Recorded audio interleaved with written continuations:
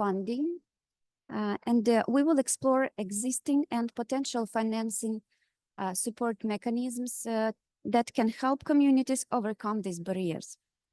Throughout this discussion, we will hear about ongoing projects, local plans, and the ideas on how long-term investment can create sustainable and resilient communities. Lastly, we also hope that this discussion will foster connections and set the floor to the fruitful cooperation with between Ukrainian municipalities, financial institutions, and supporting organizations. So, thank you, and let's start from our first speaker. I invite to speak Ms. Olena Krivorukina, who is the Deputy Chairman of the Committee of Верховна Рада of Ukraine on Environmental Policy and Nature Management. Dear Olena, what support can Верховна Рада provide to help communities implement their climate neutrality plans and raise funds for projects that improve their resilience? Пані Олено, дуже дякуємо за приєднання до цієї панельної дискусії. І питання до вас: яку підтримку може надати Верховна Рада України місцевим муніципалітетам та громадам в впровадженні кліматичних політик та переході до кліматичної нейтральності, і також залученні фінансування на ці заходи? Дякую за запитання. Хотіла привітати регіональних лідерів. Дуже приємно, що ви тут. Це дуже важливо, тому що на державному рівні формується лише загальна рамкова стратегія, а вже реалізація цієї стратегії залежить виключно від вас особисто, від кожного, тому що кожний регіон має певні природокліматичні особливості, економічний потенціал різний. Буквально нещодавно ми... Yeah, first of all, I would like to thank for invitation to this event, and I want to greet all the regional leaders, all the mayors who are now here with us, because it's crucially important. Because at the national level, at the level of Верховна Рада of Ukraine, we are only elaborating some framework solutions, but it's up to you, dear colleagues from regions, to implement these solutions at your local level. And of course, every city, every town has its own peculiarities, namely geographic or social economic circumstances. That's why it's so important to have you here with us today. Хотіла ще додати, що восени Верховна Рада прийняла законопроект про основні засади кліматичної політики. І цей законопроект, він є рамковим, він визначає загальні напрямки руху нашого задля досягнення цілей Green Deal 2030, Green Deal 2050, але ще раз акцентую увагу, що це лише рамка, а всі дії, стратегії, програми, політики, вони повинні формуватися виключно на регіональному рівні. So in October this year, more than a month ago, Верховна Рада adopted a framework law on national climate policy of Ukraine. But as I mentioned before, it's only a framework of national importance, but it's setting up the framework at the national level. Ще хотіла додати, що екологічний комітет українського парламенту, він абсолютно прозорий, відкритий до співпраці. Ми готові ділитися напрацюваннями, досвідом і, скажімо, координувати певним чином цю діяльність для того, щоб розробити загальні механізми для адаптації для змін клімату. And also, I would like to highlight that the Committee of Верховна Рада on Environmental Policy is open and transparent and very cooperative. So we would like to use this opportunity and opportunities presented back at home to strengthen our cooperation with local leaders to implement the solutions we elaborate. Так, ще хотіла зазначити, що я депутат, обраний від певного мажоритарного округу і від округу з критичним станом навколишнього середовища, я із Кривого Рогу, і тому дійсно я би порадила контактувати з мажоритарниками-депутатами, які здатні допомогти, це перша пропозиція, да, які здатні допомогти або долучитися до екокомітету, створювати спільні засідання, створювати певні діалоги, які значно спростять впровадження цих механізмів, їх розробку. And as a member of parliament elected in a regional electoral district, so namely I was elected in Kryvyi Rih, I would like to recommend to all local leaders to engage with the members of parliaments elected in your regional districts, so that they can help you to establish this collaboration we are talking about. Також я хотіла ще додати про роль діалогу з бізнесом і громадськістю. Це дуже важливо. В кожному регіоні є громадські організації, які опікуються довкіллевими проблемами, є дуже активними. І зараз ще хотіла буквально пару слів про співпрацю з бізнесом. And also, I would like to highlight the necessity to cooperate with non-governmental organizations. We have plenty of environmental NGOs active in every region of Ukraine. And also, I would like to add some words about the cooperation with business. Чим депутати можуть бути корисні регіональним лідерам? Саме у такій співпраці з залученням представників бізнесу можна обговорювати інноваційні проекти. І як приклад, ArcelorMittal Кривий Ріг, підприємство, яке було і є, залишається, на жаль, найбільшим забруднювачем, але воно і перед війною, і навіть в період війни закрило багато шкідливих виробництв. Я можу їх перерахувати, які Мартен – це до війни, і Аглоцех металургійного виробництва. Yeah, and also members of parliament can serve as very useful mediators and facilitators of cooperation between local authorities and businesses. As an example, I would like to tell an example of ArcelorMittal, that is one of the biggest metallurgical plants in whole Ukraine and in Europe, I guess. And although they are still the major pollutant in Kryvyi Rih, in recent years, they have implemented a lot of environmental projects to decrease its pollution and levels of emissions. Namely, they renovated some parts of their production. Саме от такий діалог з бізнесом, я зараз вже закінчую, саме такий діалог з бізнесом, він дійсно дає свої результати. Звісно, ми усвідомлюємо, в яких непередбачуваних умовах ми живемо, тобто в умовах Запоріжжя говорити про модернізацію металургійних комбінатів, ну, це недоречно. Yeah, and of course, this cooperation with business should take into account the reality of war in Ukraine. So, for example, in Zaporizhia, it's hardly possible now to talk about renovation, about the implementation of some innovative solutions, as this city is under constant attacks from Russian occupying forces. Ще хотіла би додати, що ми нарешті прийняли законопроект, який дуже довго ми не могли, так скажімо, просунути у парламенті. Це законопроект про інтегроване запобігання і контроль промислового забруднення. Цей законопроект передбачає обов'язкову екологічну модернізацію підприємств. Тому це вже, скажімо, така підтримка. І ще раз акцентую увагу на тому, що підприємства по-різному реагують. Да? Є підприємства соціально орієнтовані, є підприємства, які вважають це недоречним і невчасним. Але наш євроінтеграційний вибір не дає нам іншого шляху, ми це повинні зробити, і це від нас вимагають. Another legislative novelty and the law on integrated emissions,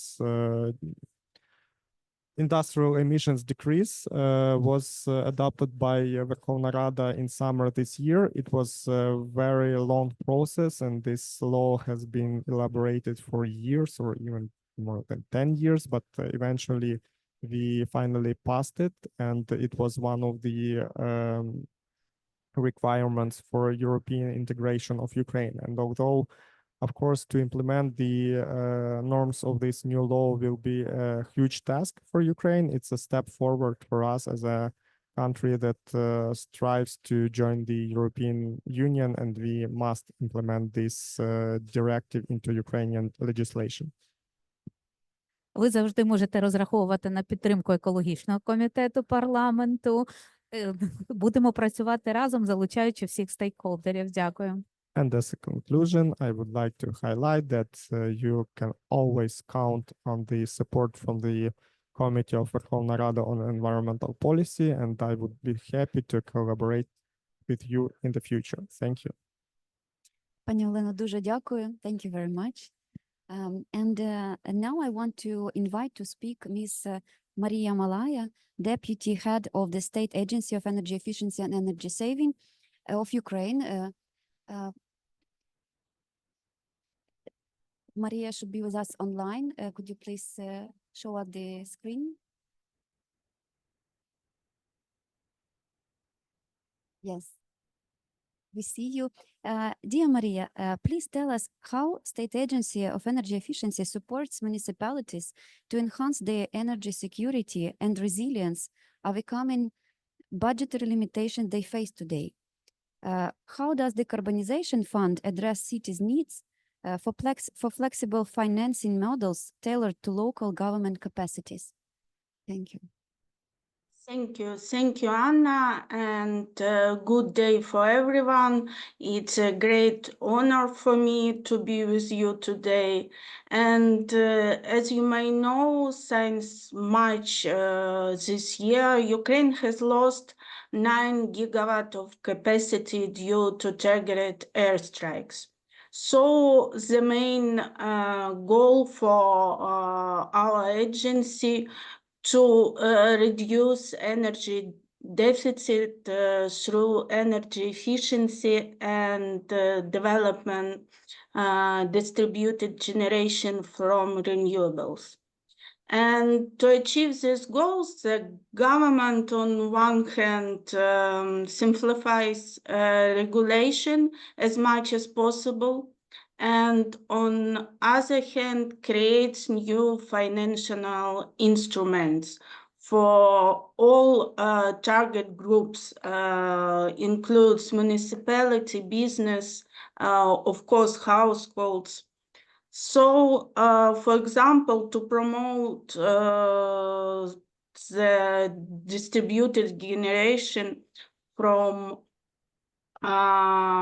renewables, a lot of measures have been taken. For example, goods that contribute to the restoration of Ukraine energy system, including cogeneration plants and solar station, heat pumps, exempt from import duty and excise tax.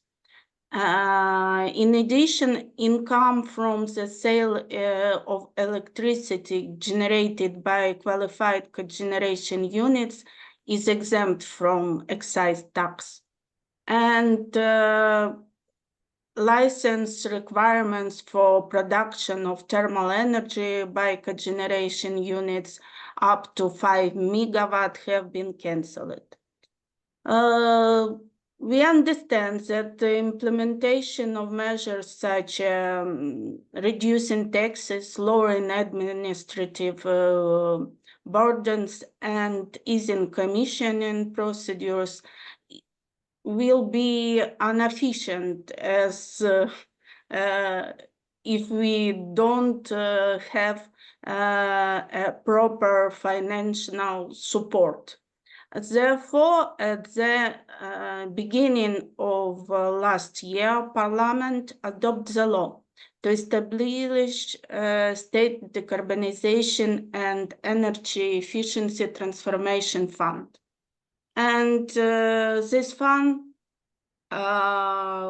operate on the polluter pays principle.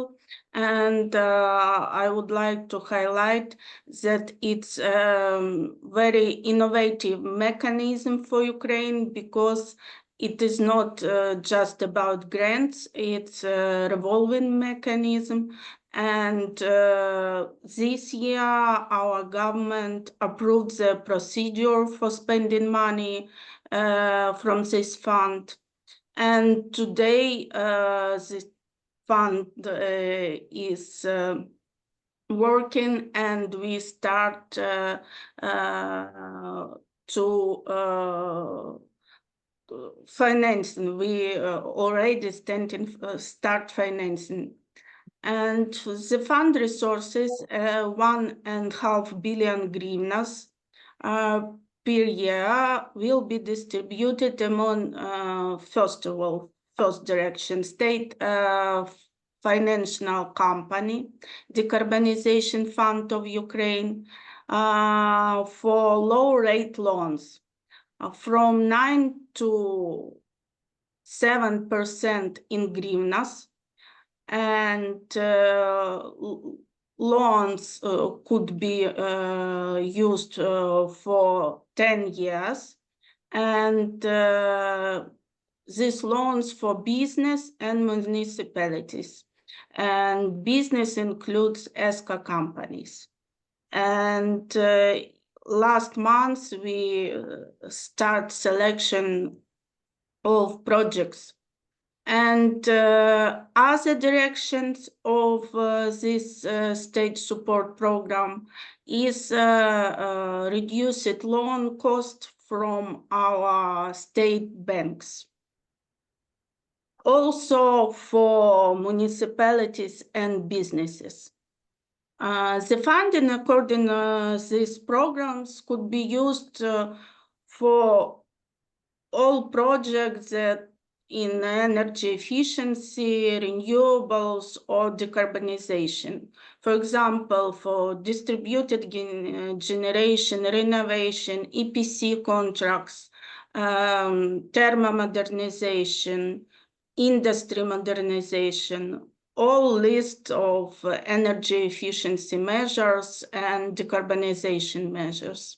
And last month, 5 loans were disbursed, and all of them was for municipality, including EPC contract, including modernization of city light system. So we ready to development our mechanism, and we are already working to expanding the mechanism of fund, and plan to launch financial leasing and factoring programs. Thank you. Maria, thank you very much for your presentation and for work you do, because this decarbonization fund also leverages the private investment via ESCO companies into modernization of public buildings or municipal entities. Thank you very much for this. Now I want to invite to speak Ms. Oksana Kisil, who is a Covenant of Mayors country expert to Ukraine. I know that Covenant of Mayors and you personally, Oksana, greatly support cities in Ukraine with developing their sustainable energy and climate action plans.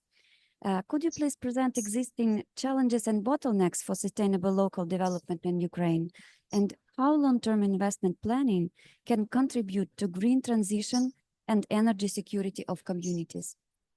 Oksana is online with us. The floor is yours.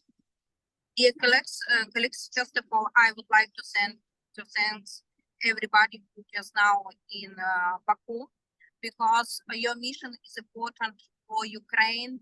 You are Ukrainian visibility, and just now we must be more stronger as 2 years ago, because Russia is more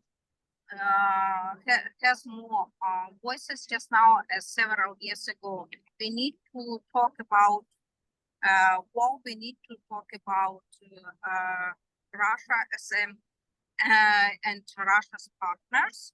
But what's important, we need to talk about green and resilient future of Ukraine within the recovery process. And I would like to draw your attention that all municipalities which sign covenant of mayors are responsible for climate neutrality till 2050. It means that each municipality needs two horizons of investment plan. The first one is till 2030, and the second one it's more strategical. But if you want to be a real efficient partner for you, we need to plan till 2050 and move to climate neutrality. I understand perfectly that it's not so easy and not so important maybe just now for such regional as Sumy, Kharkiv, and for example, Zaporizhia or Petrovsk regional, because for these regions, municipalities are important to have more sustainability heating season, to be more sustainability with a tax, but without strong planning sustainability investments, we could attract less money in our municipalities. That's why our key message, we need to think about future local economy, we need to think about future social impact, we need to think about climate change and how it will be work on the level of our regional, and we need to have two horizons planning till 2030 and till 2050. Just now we are moving with 4 municipalities. I am in the car, I apologize. We're moving to Warsaw, to rebuilding forum, and of course we will talk about investments, because Ukrainian municipalities need not only grant or technical assistance program. Ukrainian municipalities need more finance from international finance institutions, but there is a lot of barriers if we speak about interest rate. When we speak with EU mayors, interest rate from, for example, EBRD or other European bank is above 1%, 1.50, but Ukraine municipalities is more than 5%, and it's not so economic efficient for Ukrainian municipalities. That's why we need to engage more stakeholders for a deep discussion what type of finance mechanism Ukrainian municipalities will need in the future within Ukrainian recovery process. But what is important, we need to think not about green recovery process, we need to think about green and resilience recovery process. We need to include climate change adaptation into a national agenda of recovery policy too. It's our common message, but I think 3 representatives of Ukrainian municipalities will add their position. And again, we are ready to discuss the type and potential finance mechanism for Ukrainian. Thanks a lot. Oksana, thank you very much. And now I want to pass the floor to our local leaders. So the next question I want to address to the Deputy Mayor of Zaporizhia, Mr. Viktor Horodynsky. Dear Viktor, please tell us how Zaporizhia, despite the constant attacks, implement development projects. What are your plans and how do you find funding to implement them? Thank you very much.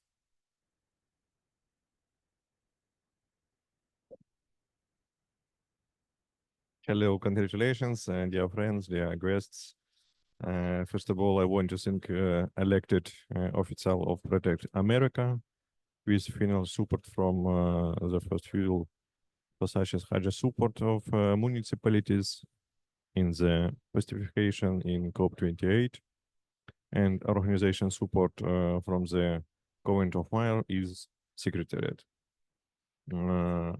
First of all, we all hope that together with our partners, will Sunwin and be able to pay even more planet attention to climate change. As for the Oksana questions, it's reality. Today, the city of Zaporizhia is every day under daily attacks from the Russian Federation. All the targets is civil objects. It's the private housings, is a residence building, it's a hospital, it's a education institution, infrastructure facilities. But that doesn't stop us.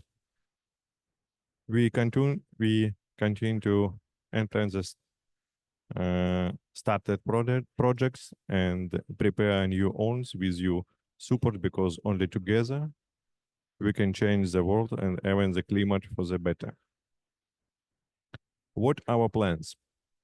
But the first to the build back better, to improve energy saving system with the efficiency use of all resources and the latest technology for the carriers reduction carbon emission, increasing the use of solar energy, use of water and wind energy. All this is possible in our region. Today, we have a new challenge in our region. The almost complete destroyed Dnipro hydroelectric power station. You can see with this our panel, it's the largest hydropower electric station in Ukraine, and Russian Federation is destroyed this, and you can see photo in planchette. And Zaporizhia nuclear power plant, the largest in Europe too, is under occupation. The main distribution and transformation power facility and damaged and destroyed. We, with my colleague, have the strategy and physical capability to install distributed electrical generation up to 300 megawatts. It's for our partners, and welcome to Zaporizhia to together implemented this technology in our regions. What is our way out? We need new and modern solution that will give the opportunity to build a network of distributed electric energy independence of the external central network, protected and increase is real estate tenfold. We build solar power plants to the roofs of administrative buildings and walk on land plots of municipality enterprises using batteries for storage. Today in Zaporizhia, together with USAID, we are finished the development of the city health supply scheme, and we will definite it at the beginning of 2025. And today we are looking for support and partnership for this implementation. If we talk about the reconstruction built back better by the end of the year, this years, we will complete the restoration of 12 houses building. It's for regional budget or recovery energy and fund of liquidation of contribution. And our great partners of regions. Residential building, according to modern energy efficiency, required storage as a result of the aggression of Russian Federation. We plan to finish 2 housing building by September 25. But today and now we designed one of the buildings has building in order to start restoration in next years. Also, by the end of the year, we plan to install and start out of 6 generation plants from UNICEF and the Dutch government. It's a very improved project. In January 2025, we are waiting for 8 cogeneration plants from UNDP. Thank you very much for this, and are already carrying for prepare work today. We arrange the foundation and prepare for other plans. From our region, we thanks to generation equipment, we will provide electrical energy to critical infrastructure facility, for social facility, and for people.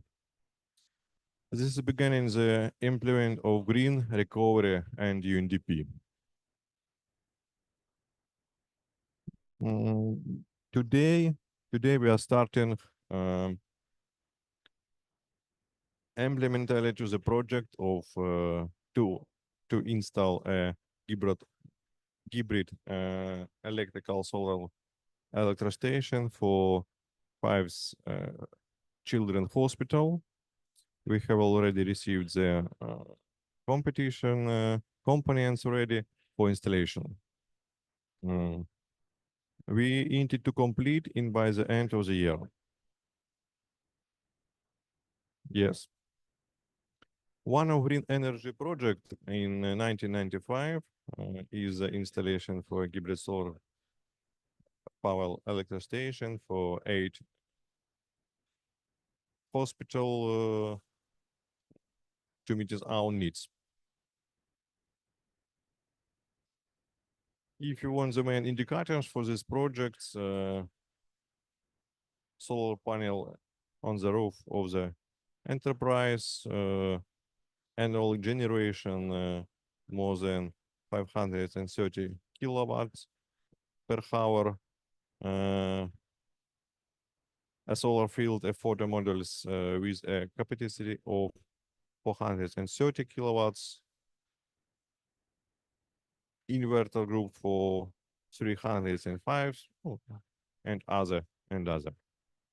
There is some example for his implementation of green projects and reconstruction better than it was during the war.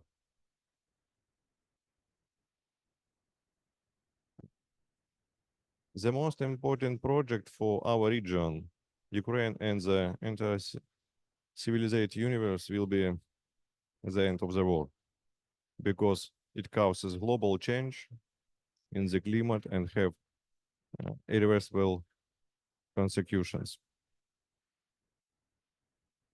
Who can see the best 3D video from our friends from Dnipro? This video, it's a goodly visualization why we live in Ukraine from Russian attacks. The earlier the war is over, the less damaging we will do not the global climate. Thank you very much. Thank you, Victor, and thank you for continuing working even though there is constant attacks from occupants, aggressor. Now I want to pass the floor to Anton Orechov, who is first deputy mayor of Zlatopil. Dear Anton, what projects do you implement in Zlatopil to enhance climate adaptation? What technologies do you prioritize to improve climate resilience, and why you selected these particular technologies? Thank you. Thank you.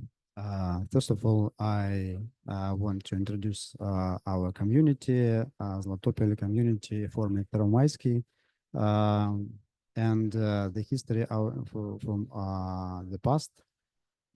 Since 1990s, our community journey has been a continuous balancing act between challenge and solution. The closure of major enterprise chemical plants was particularly impactful as it employed thousands, funded the local budget and supported our infrastructure. And we challenge the transformation of our community because it's like a rebirth, and that journey was continued today.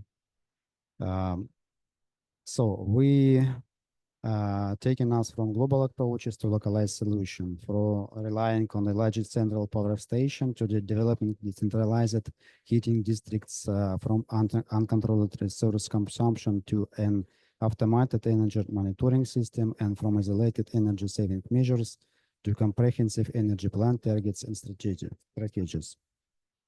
When we began our path toward energy efficiency in 2017, our focus wasn't explicitly on climate adaptation.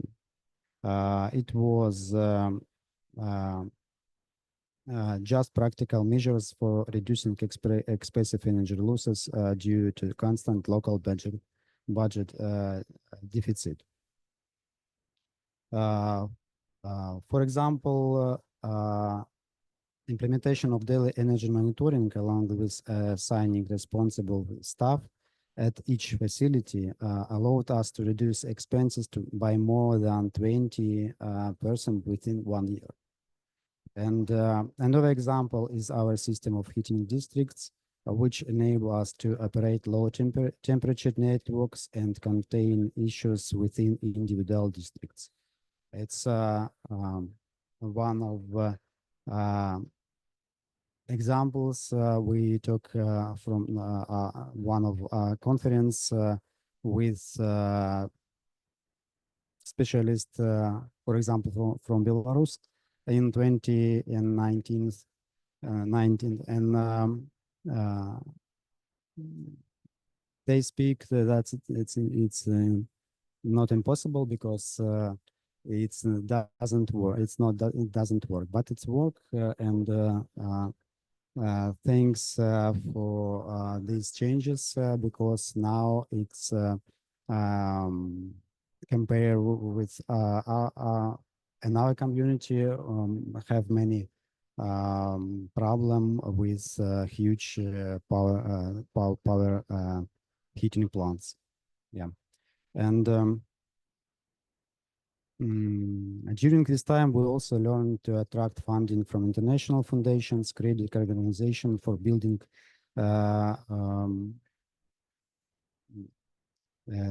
retrofits and private companies through different payment mechanisms and energy service contracts. For example, it's heating improved heating system on municipality building from 2019, and last year, we, with support of UNDP, and with a private investor, we built a solar station for a pump station of water system in our community. It's about 350 kilowatts energy, efficient energy. Thanks to our global partners, Ukraine is not facing this challenge alone. And in war situation, our focus from its efficiency, we to resilience our infrastructure, enhancing our capacity with withstand war-related challenge and recovery, quickly recovery.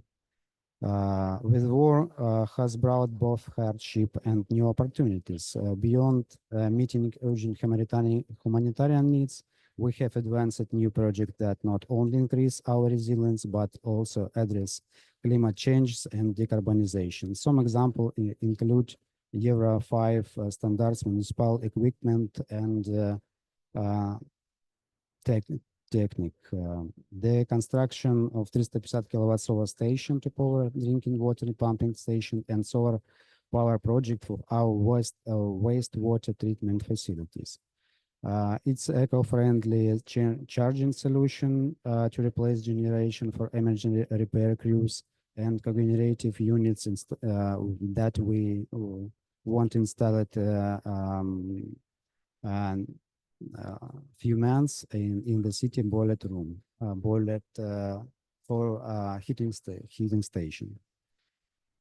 We have also arranged for a supply of 1.5 gigawatts of solar panels to establish a distributed generation system for the needs of our public facilities and residential buildings.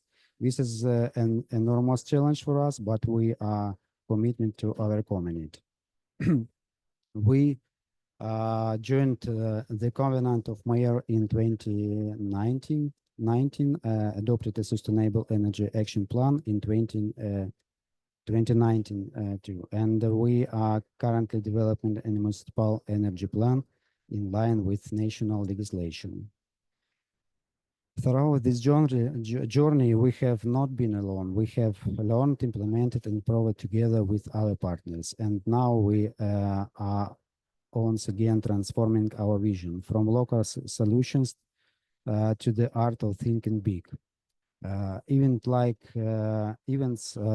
COP29 contribute to this realization, helping us all see the bigger picture and understand our global responsibilities.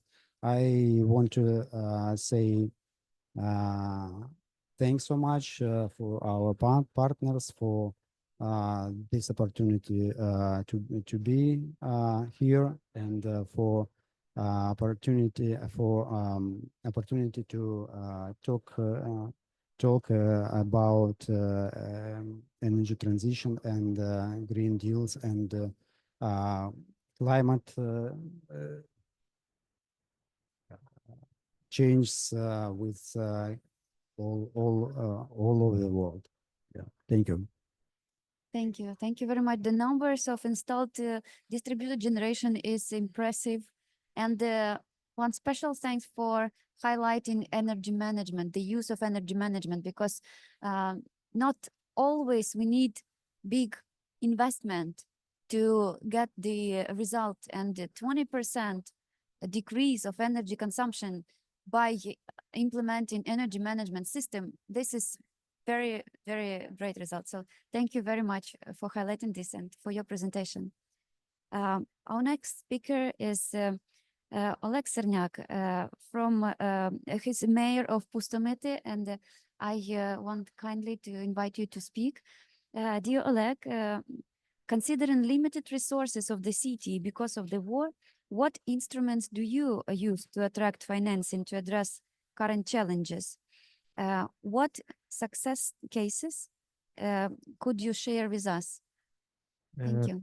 Thank you for this possibility to talk about this very important spheres in our life. Yes, we are in war. We fight for our independence of our country, but we can't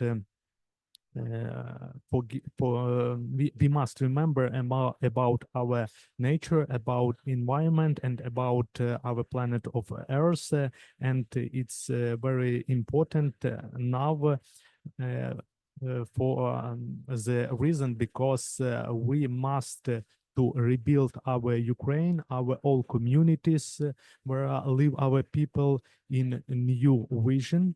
And our community is maybe small. We have only 15,000 people, but we have such problems as colleagues, but maybe smaller. And we search different sources how to have a good solution for these problems. And as for me, we have five directions, five main directions for this. For the first, we involve our businessmen to take part in very important projects for our community.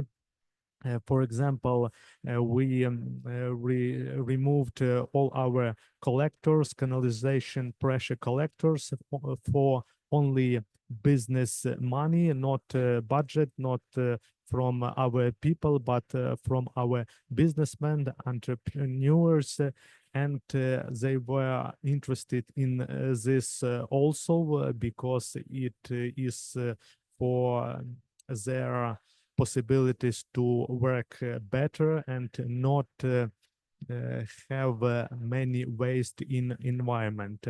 We also have plans to salvage our parts of our city, our villages, only the costs of our businessmen, and will work at it this year and this 2025 year. The second direction of our action is participating in all competitions, in all grants for different funding. For example, yesterday we talked here about projects of GIZ, and we have a good project related with ecological place in our community. We want to have some place with good plantings, with renewable sources, for relaxing of people, and without different carbon emissions to our atmosphere. And this year we won another project with Polish community. It was a project related with Interact Next. We have plans to remove our one water pipe and to build solar panels on our sewage treatment facilities, and it will give us a good result for paying less for energy, and it will be a good result for atmosphere and for our planet. The third, our direction in our action is credits. We work with different banks. For example, with European Investment Bank, we will thermomodernize our three buildings for some programs. It's 2 buildings of hospital, our hospital, and one our school, and we'll get 2 million euro next some years, and this credit will be paid and will return to us for less pay for energy for our heating of our buildings. And it's very important not too afraid of credits. It was very difficult to tell about this in community because our people don't like credits, but it's our Ukrainian mentality. But we go in this direction because all Europe, all global community, all people get credits, and it works in all whole world. The fourth, our direction is uniting with all who search for some good ideas, who wants to solve different problems. For example, we with Lviv community and with another 9 communities near Lviv created a Lviv agglomeration. Is such organization where we plan realize different projects that are common for us in Lviv region. And for example, the first at which we work, it is revitalization of our lake Navaria. It's a lake near Lviv. We now Dnipro is in Zaporizhia, in Vinnytsia is Pivdenny Bug, Dnipro is in Kyiv, in another countries, towns, but in Lviv we don't have a water place, a big water place, and we believe that our lake in the future will be the water heart of Lviv and Lviv region. And the fifth, the last our direction of our action is search for good experience in the world. Now we are here for a good experience of other countries, of other communities. And last week I was with my colleagues with Lviv agglomeration in Czech Republic, where we were in Brno Metropole, and we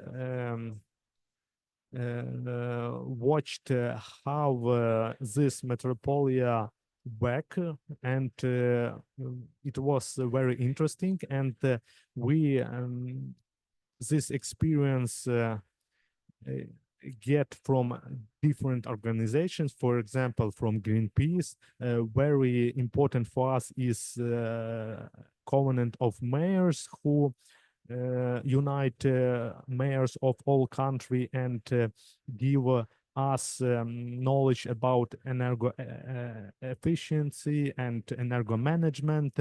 We also has energo manager, and we think about how we can be better, because I like to speak my colleagues and all people that our nature and ecological system is very important, because we didn't inherit our planet from our grandparents, from our parents. We borrowed it from our children and our grandchildren. So we must work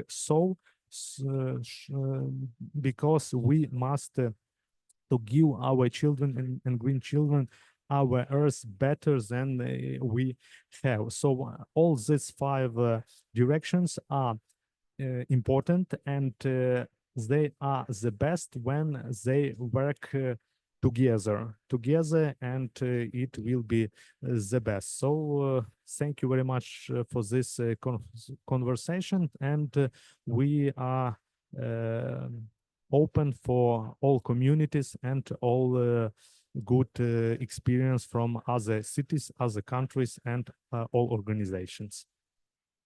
Thank you.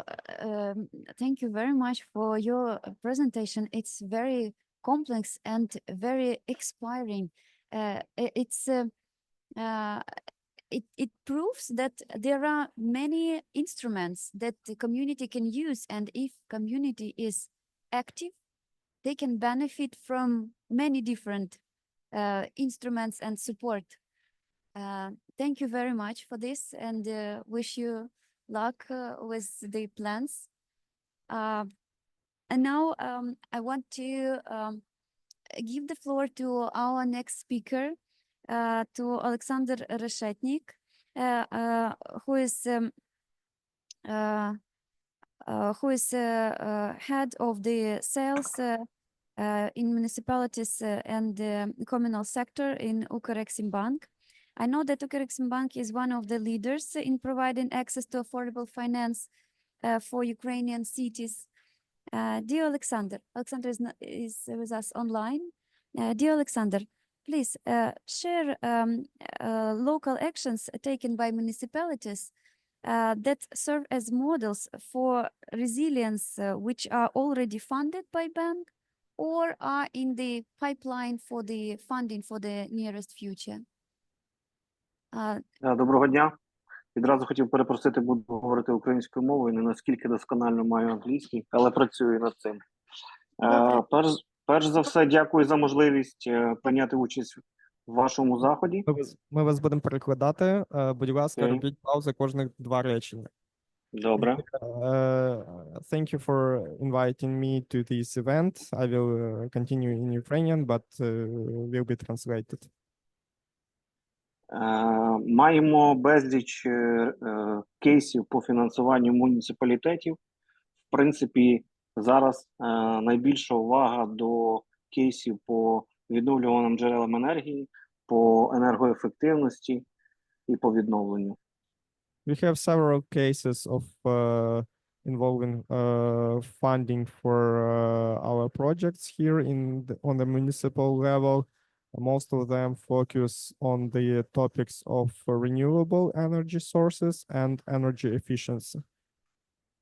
Ну, перш за все починається, попередні спікери говорили про енергоменеджмент. Тому все повинно розпочинатися з енергоаудиту.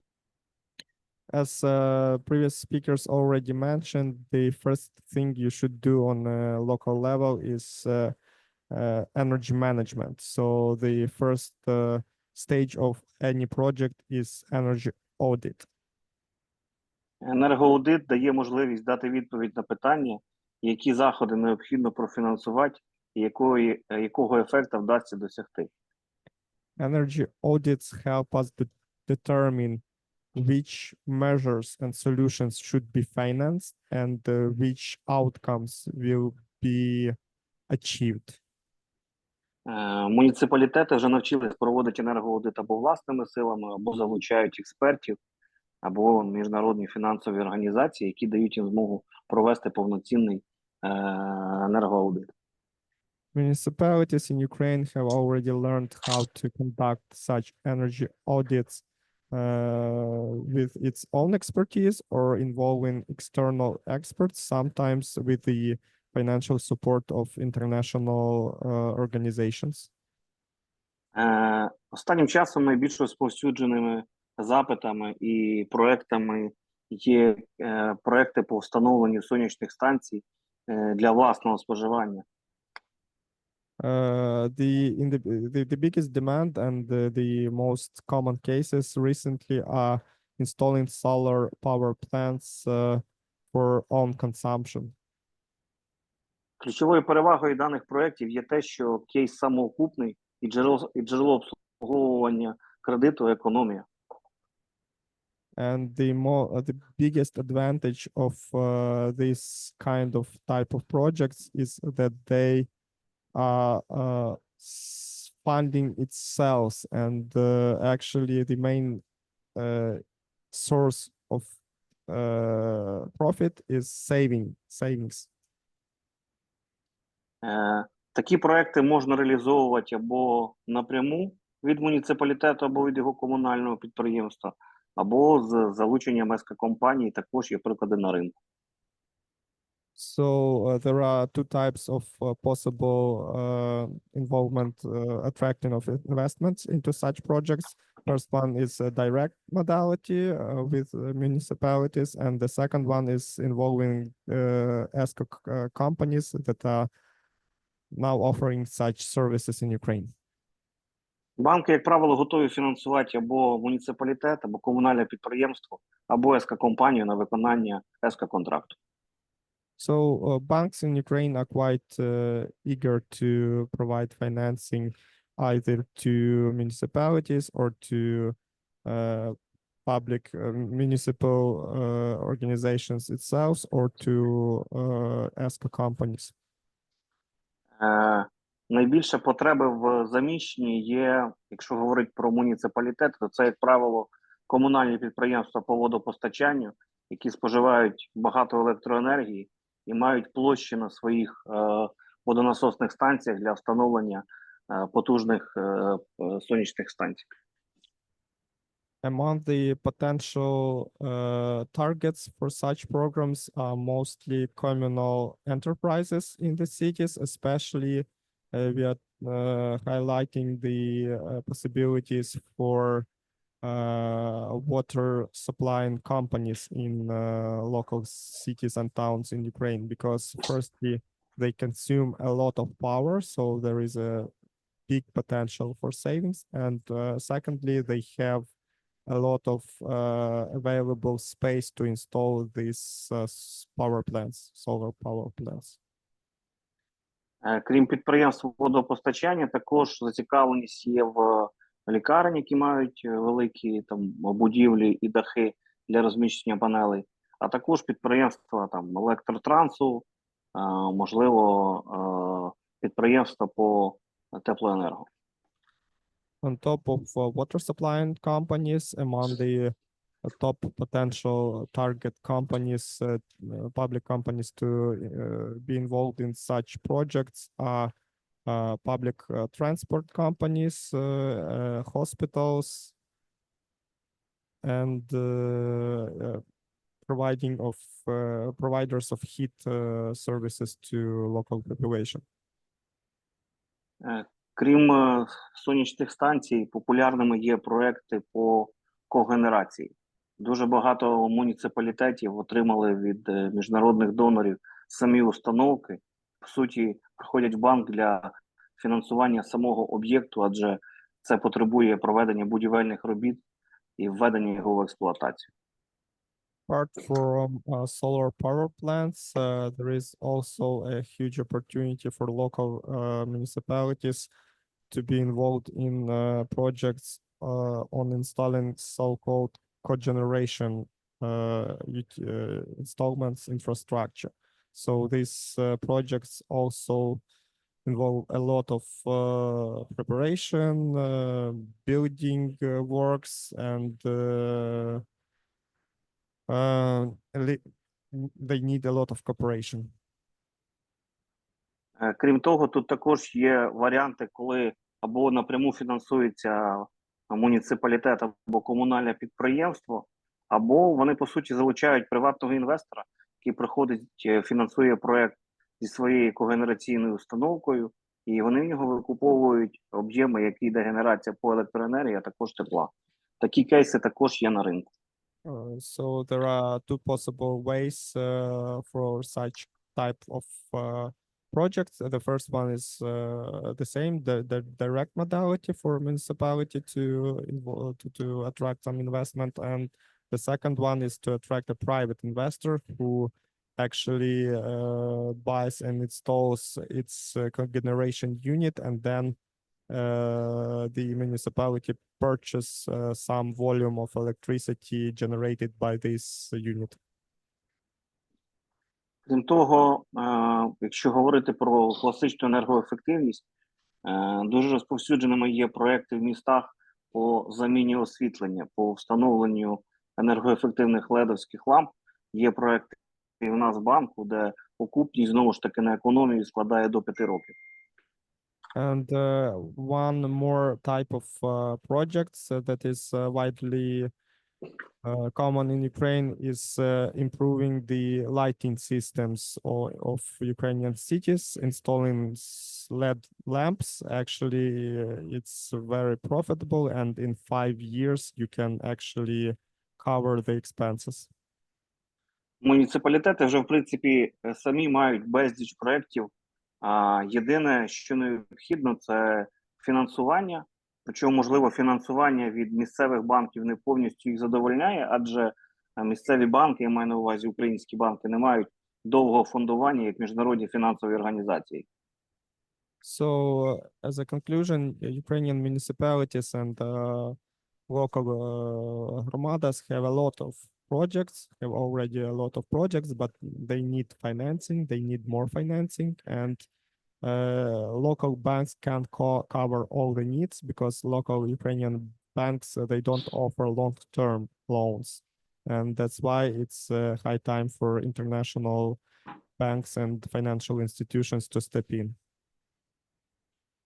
Європейський інвестбанк, ЄБРР, які, в принципі, фінансують довгий час вже муніципалітети напряму або їх комунальні підприємства, розглядають можливість співпраці з банками, адже команди ЄБРР і ЄІБ, які є в них, не дозволяють в повній мірі відпрацювати всі міста, тому є якась пріоритизація. Наприклад, той самий ЄБРР, пріоритизація проєктів від 8 мільйонів євро. So such huge financial institutions as European Investment Bank, EIB, and the EBRD, they are considering opportunities to collaborate with Ukrainian national banks on providing financing because they can't cover all the needs by themselves, by their own teams and infrastructure. And for example, EBRD is considering involving in the projects that are over 8 million euros in budget. А я нагадаю, що в 23-му році внесені зміни в бюджетний кодекс, і селищні, і сільські громади отримали право на місцеве запозичення. And I would also like to remind that there have been some changes in the budget code of Ukraine, and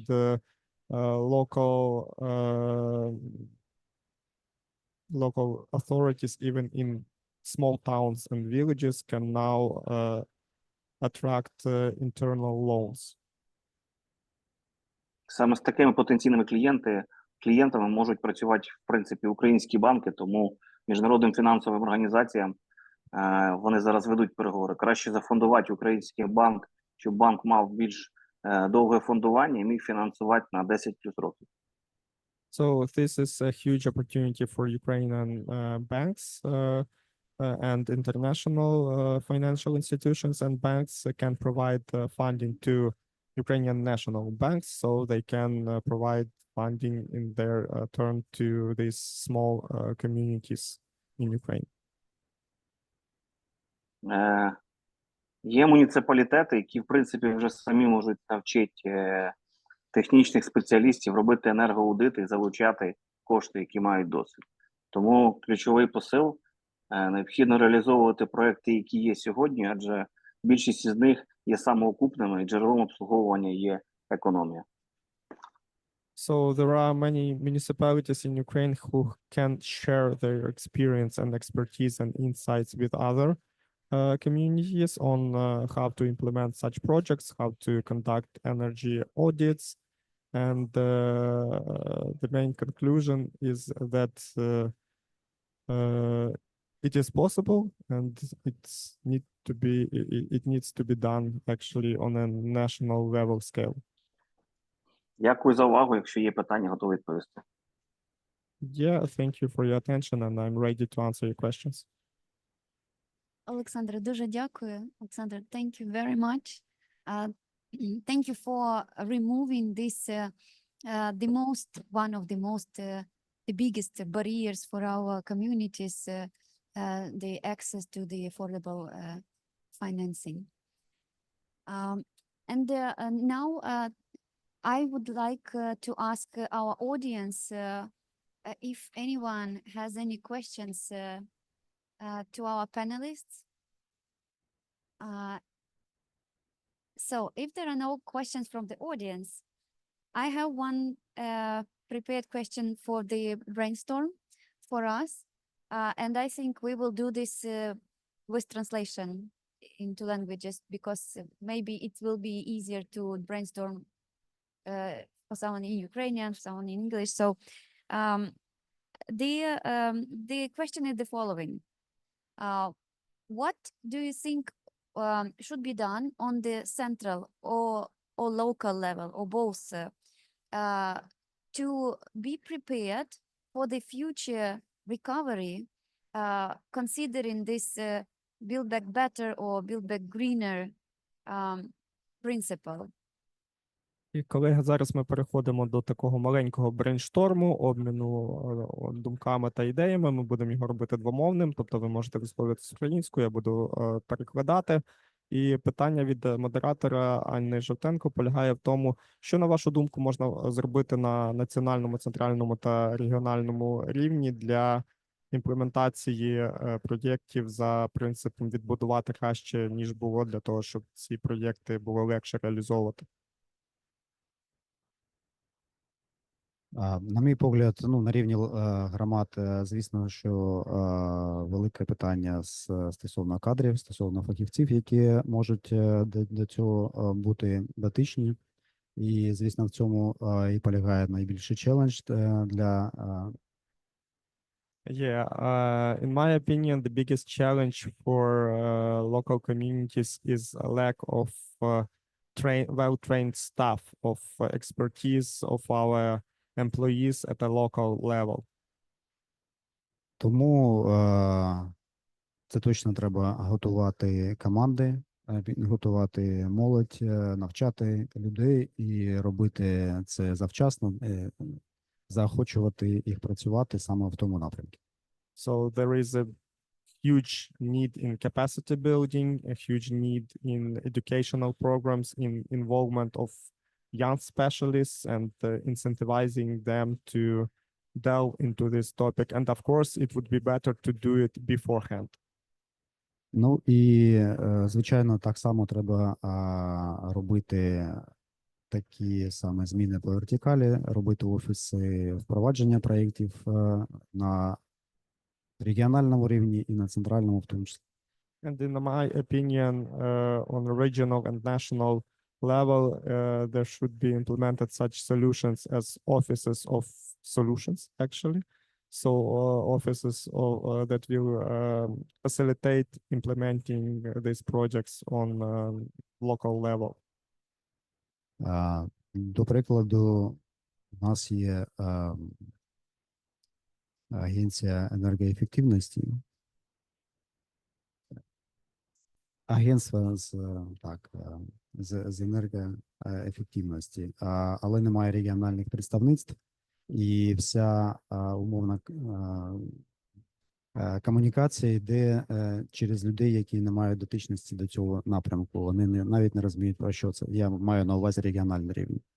So, for example, we have established a state agency on energy efficiency, and they are a national body of executive power, as I understand. And the problem is that there is no link between this agency at the national level and at a local level, because people on a regional level who are like mediators, facilitators of this cooperation, they don't have enough expertise and often even don't understand what we want from them. Рішенням цього могло б бути дійсно або створення окремих представництв офісів, або покладання цих необхідних скілів на регіональні агенції регіонального розвитку. And the possible solution for this is either establishing regional branches of this agency or delegation of authority to regional offices of development. Thank you very much, Anton.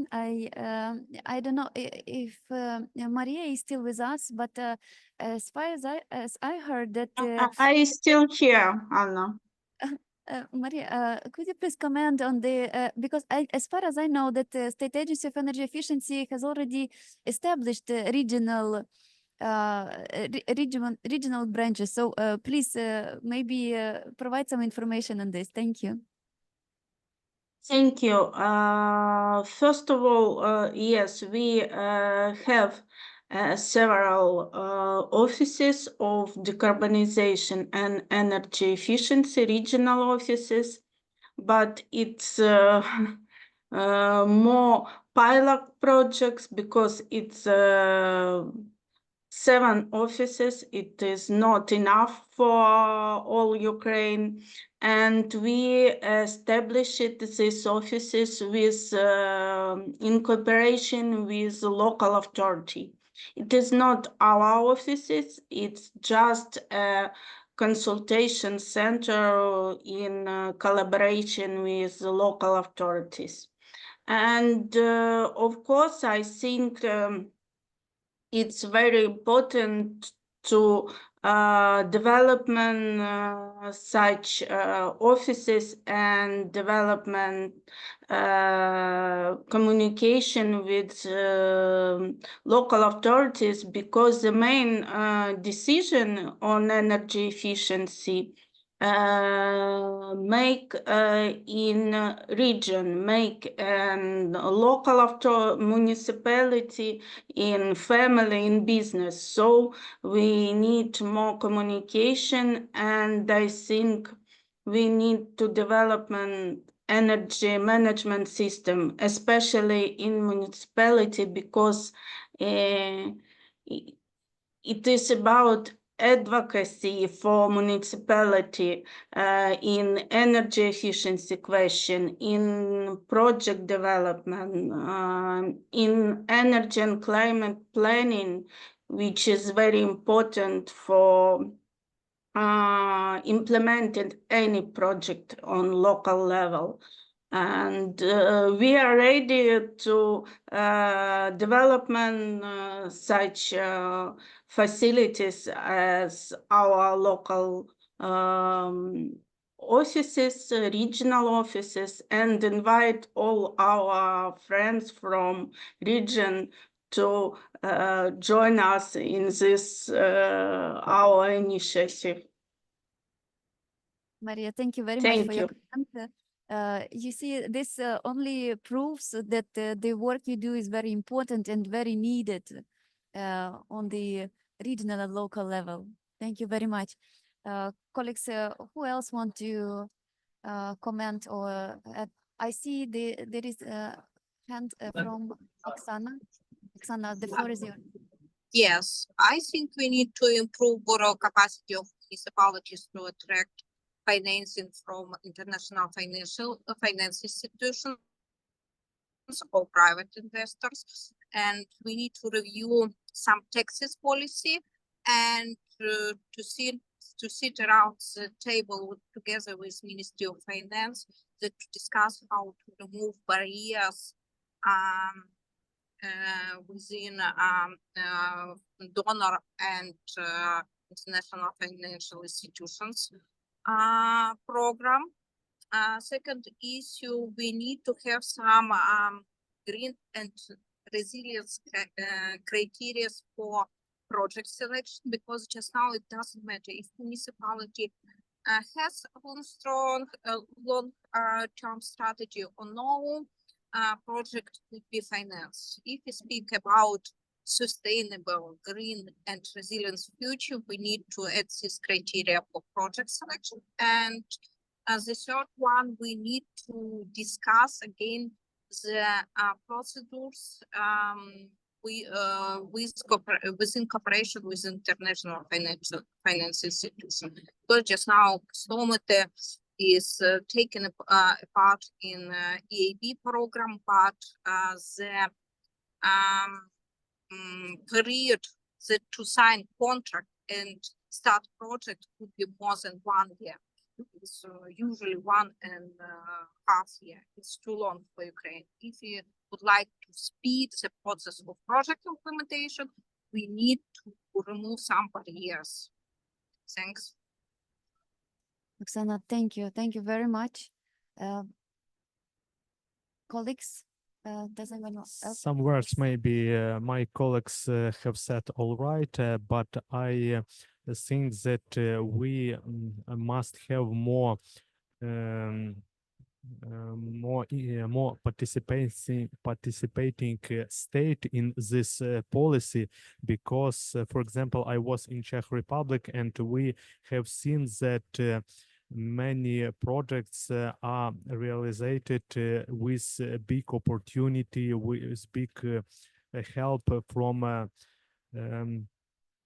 state, because we have moments that we are here because we think about energy efficiency, about different problems, but we have many local governments that don't think about it, and but our ecology, our nature, it doesn't have borders, and we must think all about it, and it must be stronger statement policy. Yes, we as local governments must be the place of realization of this policy, but we must have more standards, more different solutions for how to do, and how to have this solution solves when it will be good result for all our Ukraine, not only for Pustomity, Zlatopil, or Zaporizhia, or another some. It must be our common statement policy. Thank you very much. And I hope that other local authorities, leaders from regions will take example, take your work as example, and follow what you are doing. Does anyone else want to comment? If not, then I think that we can wrap up our panel for today. Thank you very much, everyone, for taking part and for presenting. Actually, after this discussion, there is a hope that Ukraine not only will survive this war, but also after that, it will be rebuilt in a more sustainable and resilient way. So thank you very much. Thank you to all our participants online. Yeah, have a good day and stay safe, please. Thank you. Please stay for a couple minutes. We will take a picture.